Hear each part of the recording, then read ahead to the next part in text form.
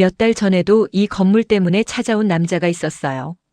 공인중개사의 말을 듣는 순간 지영의 표정이 굳었습니다. 본인이 건물주 남편이라고 하더군요. 혹시 언제쯤이었는지 기억하세요?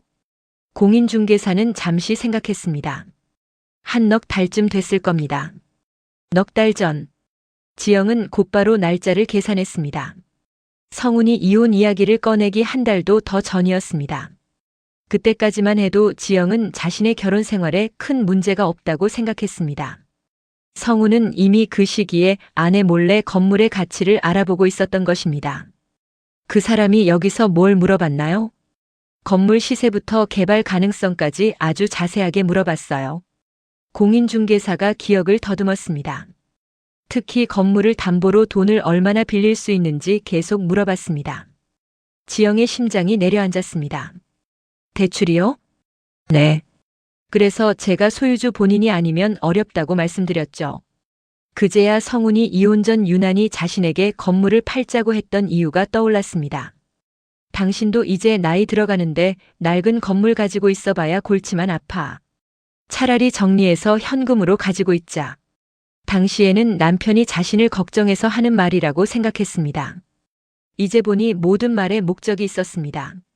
지영은 부동산에서 건물의 예상 가치를 다시 확인했습니다. 공인중개사가 지도 위에 선을 그으며 설명했습니다. 이쪽으로 복합상업지구가 들어오는 계획이 검토되고 있습니다. 지영의 건물은 예정된 개발 지역의 중심에 가까웠습니다. 현재 거래 가치만 따져도 수십억 원. 개발 계획이 확정될 경우 그 이상도 가능하다고 했습니다. 지영은 숫자를 듣고도 믿기지 않았습니다. 아버지가 남겨준 낡은 건물. 한 달에 들어오는 임대료 정도만 생각하며 살았습니다. 그런데 성훈은 자신보다 먼저 그 가치를 알고 있었습니다. 지영은 아버지의 마지막 말을 떠올렸습니다. 누구에게도 기대지 못하는 날이 오면 이 건물이 너를 지켜줄 거다. 그때는 왜 그런 말을 하는지 몰랐습니다. 이제야 조금 알 것 같았습니다. 집으로 돌아온 지영은 오래된 서류들을 다시 살펴보기 시작했습니다. 그리고 전날 발견했던 공동사업 계약서를 꺼냈습니다. 아버지의 이름 옆에 적혀있던 이름. 최병호. 미란의 아버지였습니다. 지영은 대학 시절 미란에게 들었던 이야기를 떠올렸습니다. 미란은 아버지가 사업에 실패한 뒤 집안 형편이 급격하게 어려워졌다고 했습니다. 하지만 누구와 사업을 했는지는 한 번도 말하지 않았습니다. 그 상대가 자신의 아버지였던 것입니다. 지영은 오래된 계약서를 들고 아버지의 사업을 알던 사람들을 찾아보기 시작했습니다. 몇 번의 전화 끝에 아버지와 함께 일했던 세무사를 만날 수 있었습니다. 백발이 성성한 남자는 계약서를 보자 오래전 기억을 떠올렸습니다. 최병호 씨. 그가 고개를 끄덕였습니다. 기억합니다. 저희 아버지랑 어떤 관계였어요? 사업 동업자였습니다. 지영의 손에 힘이 들어갔습니다. 그런데 왜 저는 한 번도 듣지 못했을까요? 세무사는 한동안 말이 없었습니다. 두 분이 마지막에는 좋게 헤어진 게 아니었습니다. 당시 지영의 아버지와 최병호는 작은 건설자재 회사를 함께 운영했습니다. 처음에는 사업이 잘 됐지만 무리한 확장으로 회사가 위기에 빠졌습니다. 그 과정에서 두 사람의 의견이 갈렸고 결국 동업관계가 끝났습니다. 그럼 그 건물은요? 지영이 물었습니다. 원래 공동재산이었나요? 세무사는 고개를 저었습니다. 그 부분 때문에 두 분이 많이 다퉜습니다. 지영은 긴장했습니다.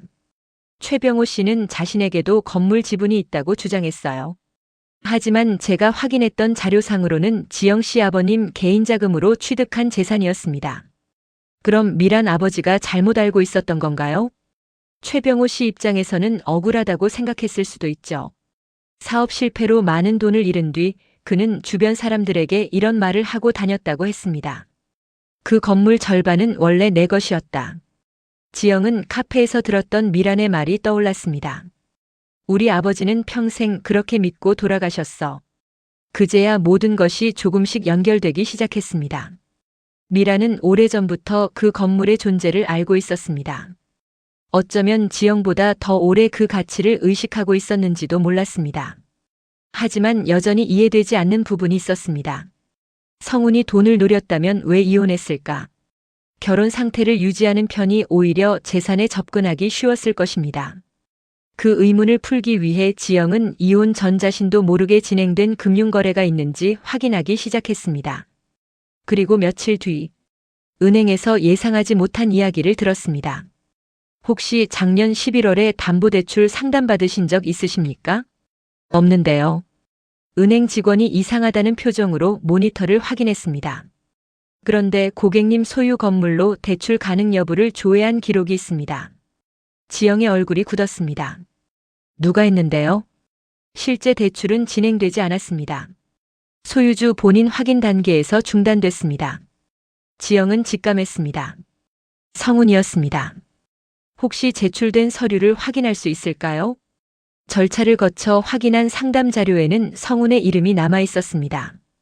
더 이상 의심할 필요가 없었습니다. 남편은 이혼하기 전부터 지영 몰래 건물을 이용해 돈을 마련하려고 했습니다. 집으로 돌아온 지영은 성훈의 옛 서류들을 뒤지기 시작했습니다. 이혼 당시 미처 가져가지 않은 파일 하나가 책장 깊숙한 곳에 남아 있었습니다. 사업 계획서와 투자 자료들이었습니다. 그중 빨간색 독촉장 몇 장이 눈에 들어왔습니다. 지영의 표정이 굳었습니다. 대출금 상환 최고 통지. 처음 보는 금융회사 이름이었습니다. 금액을 확인한 지영은 숨을 삼켰습니다. 수억 원이었습니다. 성훈은 결혼 생활 중에도 거액의 빚을 숨기고 있었습니다. 그 순간 모든 것이 선명해졌습니다. 성훈에게는 급하게 돈이 필요했습니다. 그리고 때마침 아내가 가진 건물이 재개발될 가능성이 있다는 사실을 알게 되었습니다. 처음에는 지영 몰래 담보대출을 받으려 했습니다. 하지만 소유주가 지영이었기 때문에 실패했습니다. 그 뒤 성훈은 계속 건물을 팔라고 설득했습니다. 지영이 거절하자 다른 방법을 찾기 시작한 것입니다. 하지만 한 가지는 여전히 이해되지 않았습니다. 그렇다면 왜 이혼까지 했을까? 그날 밤 지영은 카페에서 녹음한 파일을 다시 들었습니다. 잡음 사이로 성훈과 미란의 목소리가 희미하게 들렸습니다. 일단 지영이한테 접근해. 이혼까지 했는데 어떻게 도장을 받아? 당신이 해야지. 그리고 잠시 후. 그날에는 제대로 듣지 못했던 성훈의 목소리가 작게 녹음되어 있었습니다. 지영은 볼륨을 높였습니다. 합의만 받아내면 돼. 나랑 결혼한 상태에서는 지영이가 끝까지 의심했을 거야. 지영의 손이 멈췄습니다. 뒤이어 미란이 말했습니다. 그래서 나랑 결혼한 거야? 잠시 침묵. 성훈의 대답이 들렸습니다. 우리가 부부가 되어야 당신도 그 돈의 권리를 주장할 명분이 생기잖아. 지영은 그대로 굳어버렸습니다. 이제야 성훈의 계획이 보이기 시작했습니다.